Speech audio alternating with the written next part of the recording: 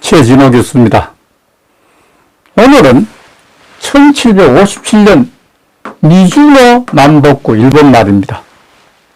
미주노 남복구의 관상 이야기도 할까 합니다. 좀 꼬리타분한 그런 얘기 같은데 너무나 유명합니다. 그래서 한 300년의 사람 아닙니까? 그렇죠? 그리고 보통 관상학 하면 보통 얼굴 가지고 주로 보죠. 근데 이 사람 온몸을 가지고 봤습니다. 그리고 관상은 그냥 앉아서 뭐 책을 보고 하는데 이 사람은 서역편역 온 나라를 돌아다니면서 6년 동안 부처님이 고행하라고 똑같은 그런 형태를 밟았습니다. 엄청난 그런 몸으로 관상을 찾아 나섰다는 생각이 듭니다. 그리고 이분은 우연히 여기 돼가지고 내가 이 미주노 남복구 책을 번역을 한 적이 있습니다. 번역을 했는데 이게 원래 세 번째 책이면 세 권.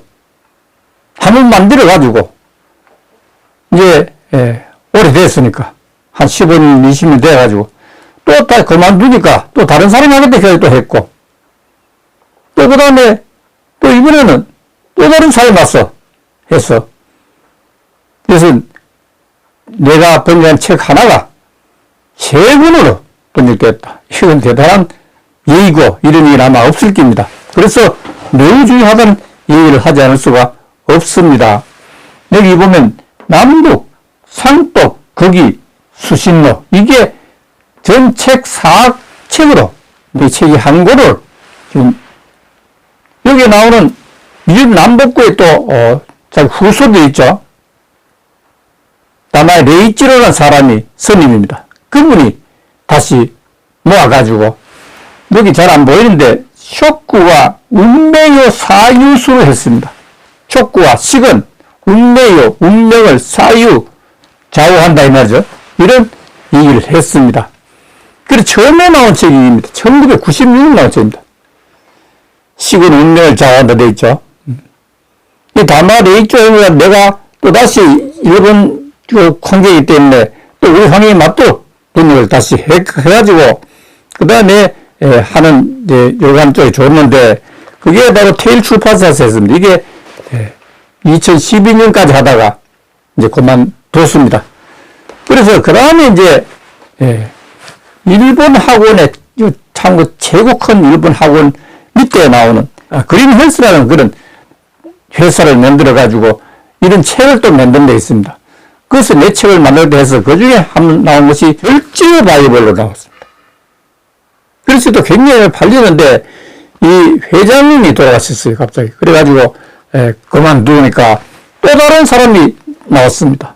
사이먼 북스란 회사에서 찾아와서 또 하게 돼서 이번에 며칠 전에 이 책이 나왔습니다. 이번에 또 소식주의자에게 책 이름을 바꾸어서 또 냈습니다.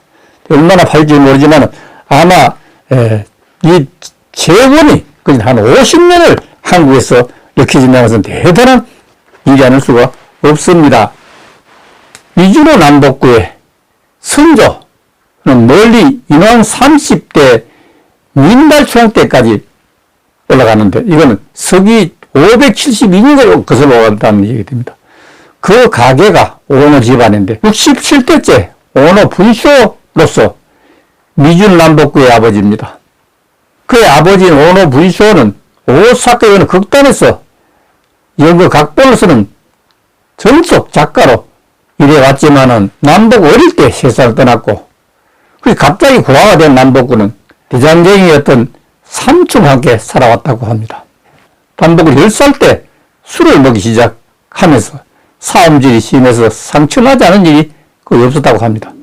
그래서 18세 때에는 술값 때문에 죄를 짓고 옥살이를 했습니다. 그 옥살이를 할 때 옥살이 하는 죄수와 일반 속세에 살고 있는 사람들의 관상이 너무나 다르다는 사실을 발견하고 그때부터 관상에 흥미를 갖게 됐다고 합니다. 그래서 추록하자마자 시중 이름 있는 관상가에게 찾아가서 자신의 관상을 본 결과 겁난의 상이기 때문에 앞으로 1년밖에 살 수 없다고 했습니다. 겁난의 상이라는 것은 칼 맞을 상이니까 죽을 상이라 이 말이죠. 그래서 피난하는 방법이 없느냐 물었더니 선임이 되는 길밖에 없다고 했습니다. 하는 수 없이 선임이 되기 위해서 선사를 찾아간 남복고에게 주위성에 보니까 너무나 꾀지하고 이 사람 들었다면 신도들이 떨어지겠다는 생각이 들은지 거절하는 뜻으로 1년 동안 보리와 콩만의 식사를 계속하면 입문을 허가하겠다고 이렇게 약속을 했습니다. 그래서 남복고는 목숨 아까운 일념으로 온갖 일을 하면서도 보리와 콩으로 1년을 형벌처럼 살아왔습니다. 그래서 선사를 찾아가기 전에 옛날 관상가를 찾아갔더니 깜짝 놀라면서 겁나는 상이 없어졌다. 뭔가 큰 공덕을 채운 모양이다. 라고 하면서 매우 놀랐다고 합니다. 그래서 남복고가 식생활을 개선하게 된 경위를 설명했더니 그것이 엄덕을 쌓게 되어 관상까지 바뀌었구나. 이렇게 감옥에서 본 죄수의 관상이나 이런 걸 생각해 볼 때 이거 정말로 식생활과 엄덕은 엄청난 관계다는 사실 깨닫게 됐습니다. 그럼 희망이 얻었겠죠. 남복고는 선사로 들어가 선임이 되기보다는 관상가 되기 뜻을 세우고 제국 편력이 험난한 여행의 길을 떠났습니다. 부처님의 수행과 같다는 생각입니다. 남복고 관상학에 뜻을 두게 된 것은 21세 때였다고 합니다. 그때부터 사람의 전신의 상을 배우기 위해서 목욕탕에 떼미 일도 하고 죽은 사람의 상을 확인하기 위해서 화장장에 화분으로 또 했다고 합니다. 따라서 남복고의 관상법은 손이나 발뿐만 아니라 온몸을 나체로 해서 관찰했다고 합니다. 남복고의 뛰어난 관상학은 그 당시에 오던 고난의 수업과 제국 편력의 성과였을 것이라고 이렇게 평가를 할 수밖에.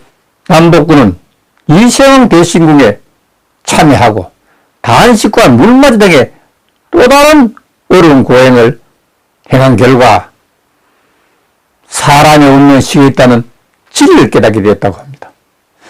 그렇게 하여 나고의 궁 속에 있는 열전신궁 가까이에 거처를 마련하고 관상가로서 가문을 이루게 되었다고 합니다. 황실의 특별한 보살핌을 받고 광격천왕 시대에는 종오이의 뱃을 또 내리졌으며 또한 남복고는 일본 중교라는 호도 받. 그렇다면 당시 세계적 관상학에 대가했던 남복고의 관상은 어땠을까? 남복고 자신의 상모 관상은 키는 작고 얼굴 모양이 답답하고 비좁아서 대범치 않으며 입은 작고 눈은 움푹 들어가고 인당은 좁고 인당은 두 눈썹 사이를 말합니다. 눈썹은 얇다. 갓속도 좁고 코는 낮으며 광대뼈는 붉어지고 이빨은 작고 가늘다.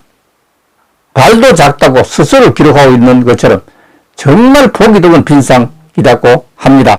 그러나 사람의 운명은 시계에 있다는 큰 깨달음에 따라 일반 대중을 위한 식생활을 절제한다고 하면서 매일 주식은 보리 한 옵 반과 술 한 옵으로 하고 부식은 한 가지 채소를 만나는 한 가지 접, 그러니까 일체일접으로 식을 절제하고 조심한 결과 만년의 가옥과 사방에 7대 창고를 갖고 있는 재산가가 되었다고 합니다. 남복고의 관상법은 혈색 기류 유년법입니다. 혈색과 기색 그리고 일렬에 대한 유년법 이게 특징입니다. 온 몸을 관찰 비교하고 제국 편입을 했기 때문에 독특한 것이기 때문에 장래의 숙명론적 관상법을 타파하고 어떠한 의문을 갖고 있는 사람이라도 부처님을 순경하고 수신하면서 노력한다면 자기의 숙명을 전환할 수 있다고 이렇게 설파한 획기적인 관상학입니다. 그래서 유명합니다. 오늘 이게 관상에 대한 얘기를 조금 했습니다. 그러나 결과 여기서 보면 식은 운명을 좌우한다는 게 바로 요지입니다. 그 뜻을 갖고 식을 절제하고 이렇게 해야 된다. 너무 방탕방탕하게 먹고 이렇게 하면 좋지 않다는 그런 결론이 되겠습니다. 누구를 위해서? 자기 자신을 위해서 그렇다는 말씀 들어서 오늘 여기 마치겠습니다. 감사합니다.